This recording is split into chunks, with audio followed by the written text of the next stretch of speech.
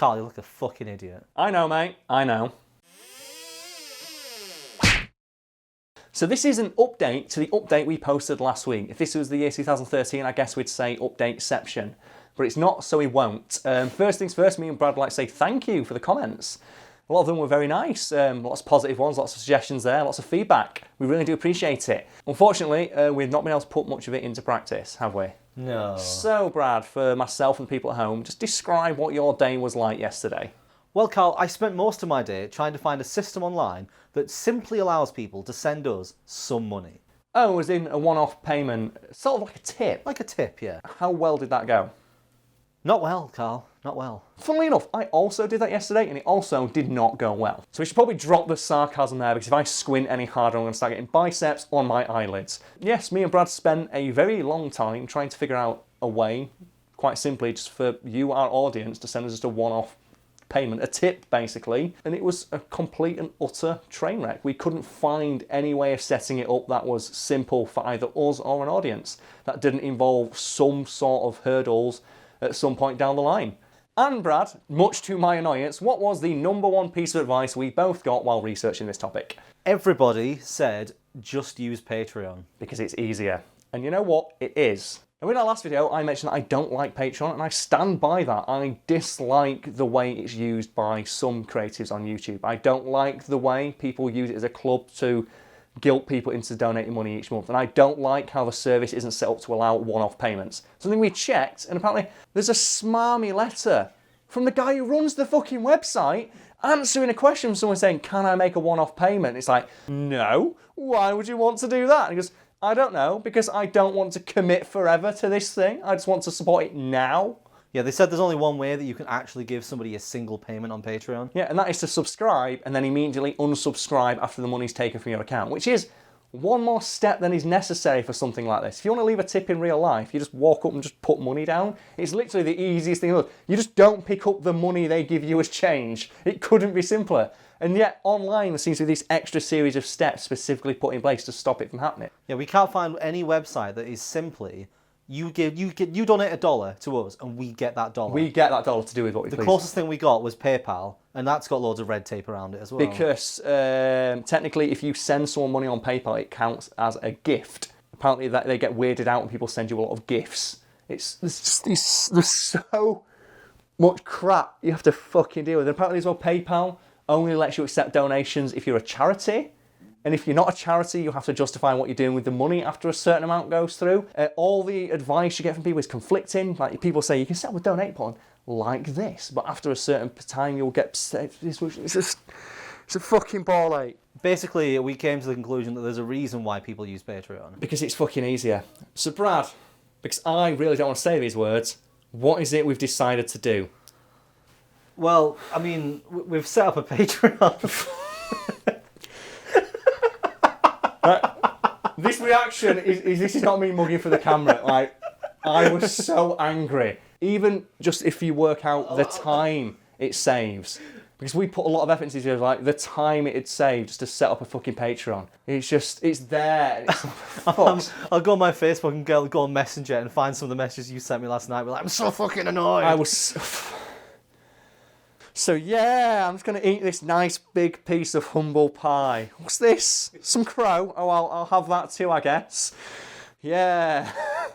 Just to clarify for people as well, it's not specifically Patreon itself you hate. No, it's the obligation that I feel in my mind audience members would feel to keep donating money, similar to how when people knock on your door and they say, oh, would you like to sign up to this charity? And then it's the idea that I don't really want to cancel this because now I feel like the person really needs it. There's that aspect to it. There's the aspect of, obviously, in my back of my head, are we going to feel like obligated to serve the people who send us the money first? Are those people the people we should focus on in terms of our content? And then obviously just the way people use it on YouTube. Like, it's so cringeworthy. It's mentioned in every video. It's pretty much an advert in itself. Yeah, and to think we were just now getting away from a system where we don't have to watch adverts if we don't want to move immediately into a time where you can watch a 10-minute long video that will effectively consist of 3 minutes of ads. So you'll notice that we stopped doing like, comment, subscribe altogether because we couldn't think of any more ways to take the piss out of it. Yeah, and it's just pointless. That was the same reason I disliked that. It was just, all it is just the video grinding to a halt while I do this thing that's basically just to pander to people. So, to let me retain the shred of my dignity I have left, we decided we're going to do it, but we're going to do it my way. By which I mean, we're not going to offer any rewards whatsoever. We're also never going to mention it in any video we put up except for one bonus one that's going to go up soon, and is the reason I'm wearing this quite fetching suit.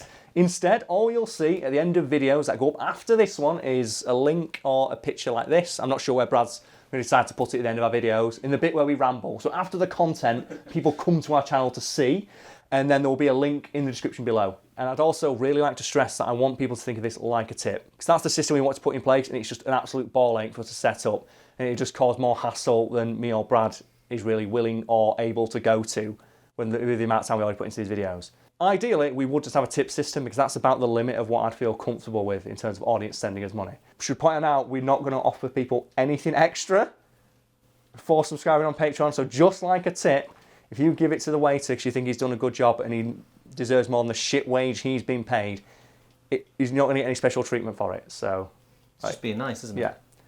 If you appreciate something, you give a bit extra. Whereas obviously a subscription service, you expect something in return, which is why Patreon has things like tiers, don't they? Yeah. Which brings us to why I'm wearing this suit.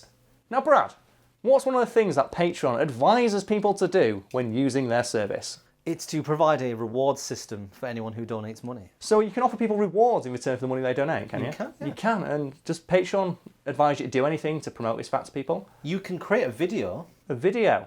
Really? Wow. I don't know why I'm talking like that. We made a fucking video. It's going to be the only time on this channel you'll actively see me plug our Patreon, so we decided that if that was the case, we might as well make it interesting and at least a little fun for the people watching. Yeah. So look forward to that going up soon. I'm still waiting for a story, Karl. We said we'd do a story in every update video. Well, the thing is, I planned a story ahead of time. I even wrote it out as a little script, because I was expecting when we recorded this that we'd have a tip jar system in place. So I wrote a little framework for a story that I've told a few times before about how I used to get tips when I worked for a race course. And since I've put the fucking work in, I might as well tell that now, even though we're not doing a tipping system thing. Right. Basically, a couple of years ago, I used to work for a agency, and one of the places they sent me was to race courses, and because I was the only person they had in the agency who actually knew what the fuck he was doing and worked on a bar, I very quickly got put on their top tier level of service. I was the one who served champagne, and I used to be able to guarantee basically about £30-40 in tips every single shift by exploiting the weakness of a very specific kind of person. I'm going to describe them for you now, Brad, and for the people at home. You better get in your head a very specific image of this person. And it's the person who's very evidently born into money and has never really learned the value of it. And they're about in the mid-20s. You know the person, don't you? Yeah. Very well educated, a lot of money on the hip, never worked hard for it, works for daddy's company, that sort of thing. They usually get a cushy job where they don't do that much work. And they get paid really well for it, and they wear usually a very loud suit, I found at race courses, and they always travel, or at least in my experience working on the champagne bar, with a gaggle of girls around them, most of whom are only there specifically because they tend to drop about £100 on a fancy bottle of champagne just to show that they can. So one of my favourite tricks was I would keep an eye out for this very specific person, and I would wait for one line in particular. And once I heard this line, I would swoop in and I'd start my spiel. And that line was, "Excuse me, when you're free, I'd like a bottle of Moet, please." Moet, the champagne, isn't actually pronounced like that. Now, although it is made in a Champagne region of France, it was started by a Dutch guy, which is why it has the little umlaut over it, and it's actually pronounced Moet.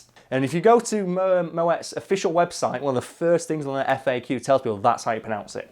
So as soon as I heard this, my ears peak up, and I'd go over and I'd swing over, and at this point, I would sell the fact I am northern as balls. All right, pal, I'll get that for you. One thing though, it's pronounced Moet. Common mistake, and I'll get it right away for you. Now there are 3 things guys like that fucking hate: being corrected, being talked back to by a member of service staff, and being embarrassed in front of women. So that trifecta to them was like holding a bloody tampon in front of a bull. That got them annoyed. So what they would do is they do this very specific thing that only upper class rich knobheads seem to be able to do. And it's this kind of half cough while looking down to the left that just says, "You pleb." You know the one. It's just when they hear it and it twigs in their head that they've been taught back to, and it's like that exact look, and that's it, and that's when I knew. That's when I knew I've got them on the hook. Actually, I think you'll find that it's Moe, but I wouldn't expect someone like you to know that, and that's perfect for me. I don't give a fuck, because at this point, as soon as they said that, I've won. I know I'm walking away with £10 of this fucker's money. Actually, I think I'm right. And I'll tell you what, if I'm wrong, I'll give you this round of drinks for free. But if I'm right, you give me a tenner. And most people, if you react to something like this confidently, they back down. Yeah. But the rich douchebag, surrounded by girls, does not back down. And in fact, doubles down and accepts that bet, even though there's that inkling in his head of well, this guy's so confident about it. And remember, I worked on the champagne bar. Maybe you know what he's talking about. No, the rich douchebag will not back down because girls are there. So they'll go, oh, yeah, why not? Yeah, that sounds great. And I'd say, get one of your girlfriends to look it up. And evidently they look it up and they go straight to the page for Moet, and it's saying, frequently asked questions, how do you pronounce Moet? Moet is pronounced Moet, though it's commonly mispronounced as Moe, because people believe it comes from France. Actually, our founder was Dutch or some shit. Eat a dick, you rich arsehole. And obviously, as well, because the guy's in front of girls, and they hear this, and they can't argue with the fact they've got an independent source, the official website of the company who sells it, confirming that fact, and they just go, well, it doesn't really matter anyway, and they hand the tenner over. And I did that about 3 or 4 times a shift, and walked away with 30 to 40 pounds extra on top of each shift I did. Right, I'm just going to lay this down, Karl. That's not a tip! It is! That money was handed over willingly, I think you'll find. A tip is when someone congratulates you for doing a good job, Karl. Do you think I did a good job? Don't you think I did a good job of taking that guy down a peg and teaching him a little bit of humility? I used to love doing that because I'd hear it. I was like a shark. I'd go around the bar and I'd listen out for a bottle of Moe, please. And I'd look if an old man said, I don't give a shit, that old man's not going to argue with me. A young bloke though, he's going to do that and he's going to bite. So as soon as I heard it, and I said, oh God. I see the ice gem haircut and the bright suit. It's like, oh, this guy's gonna fucking bite. Actually, I think you'll find it pronounced Moet. I imagine if you were working there long enough, you could have got extra bits of the patter, where you're like, yeah, it's one of those other ones that people get mixed up, like Merlot or Pernod. And just wait for it. See if he takes the place. Do I dare challenge this? I don't know. The rich douchebag is so simple a creature. They are like creatures of habit. They're like zombies. They only act on their base urges. It's like showing off in front of women and flashing the cash. So yeah, if there are any people watching this who happen to work on a bar, there probably is a few, that's a good way to earn a few tips from rich douchebags who try and order bottles of champagne.